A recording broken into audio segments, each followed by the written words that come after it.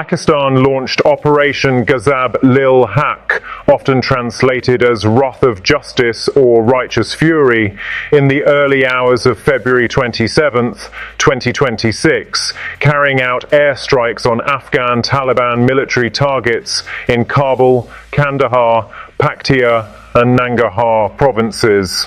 State broadcaster PTV News and security sources reported that the Pakistan Air Force targeted brigade and corps headquarters in Kabul, destroying 2 brigade HQs, a corps HQ and brigade HQ in Kandahar, an ammunition depot and logistics base in Nangarhar, and additional sites in Paktia. Pakistan claims over 130 Taliban operatives killed. Figures vary from 58 to 133 across reports. More than 200 injured, multiple posts and equipment destroyed, including tanks, artillery and armoured vehicles, and significant disruption to Taliban command structures. The operation followed intense cross-border clashes starting late February 26th. Afghan Taliban forces reportedly opened fire on Pakistani positions across multiple sectors in Khyber Pakhtunkhwa, Chitral, Khyber, Mohmand, Kuram, Bajaur, killing 2 Pakistani soldiers and injuring others.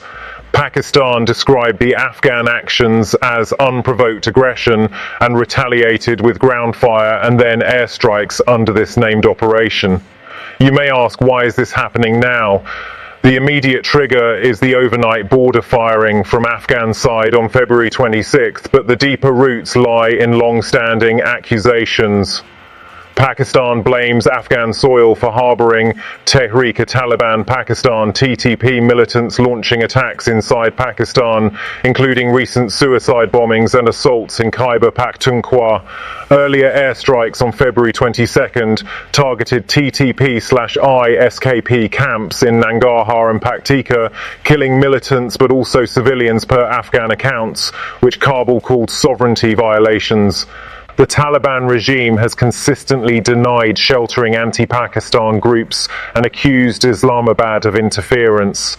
Tensions have simmered since the Taliban's 2021 takeover, with fencing disputes, Durand Line recognition refusal, refugee repatriation and water sharing issues adding fuel.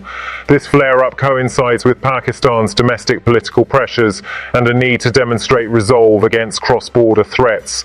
The situation remains highly volatile, with conflicting narratives and no independent verification of casualty or damage claims. Pakistan's military and information ministry assert heavy Taliban losses and successful targeting of key infrastructure, releasing statements and some footage via state media.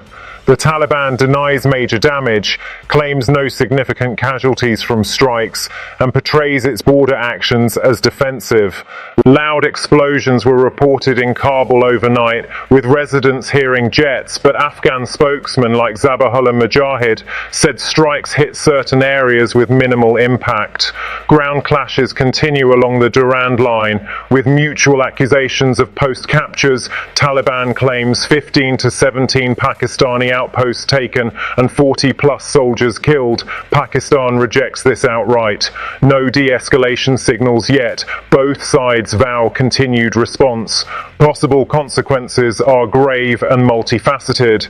Tactically, if Pakistan's strikes degraded Taliban logistics and commanders claimed it could temporarily disrupt TTP operations, but risks pushing more militants deeper into Afghanistan or escalating Taliban retaliation via proxies or direct attacks. Strategically, this marks one of the most serious direct confrontations since 2021. Pakistan striking Kabul directly is unprecedented in this era and could harden Taliban positions, complicate refugee returns, and strain already fragile diplomacy.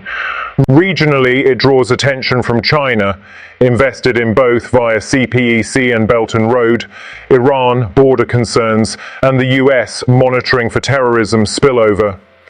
Domestically in Pakistan, it rallies support for the military amid political turbulence. In Afghanistan, it bolsters Taliban narrative of resisting aggression despite governance challenges. Casualty figures are wildly divergent and unverified. Pakistan's high Taliban kill counts, 130 plus, contrast with Afghan claims of civilian hits or minimal losses. Earlier February 22nd strikes already killed civilians per Afghan reports, raising humanitarian concerns. The operation name Ghazab Lil Haq carries strong religious/moral framing, signaling intent to portray it as justified retribution. No major international condemnation yet, but calls for restraint from neighbors are likely soon. Watch for Taliban counter-moves, possible suicide attacks inside Pakistan or intensified border incursions. This escalation tests the post-2021 uneasy peace, where neither side fully controls militants or borders.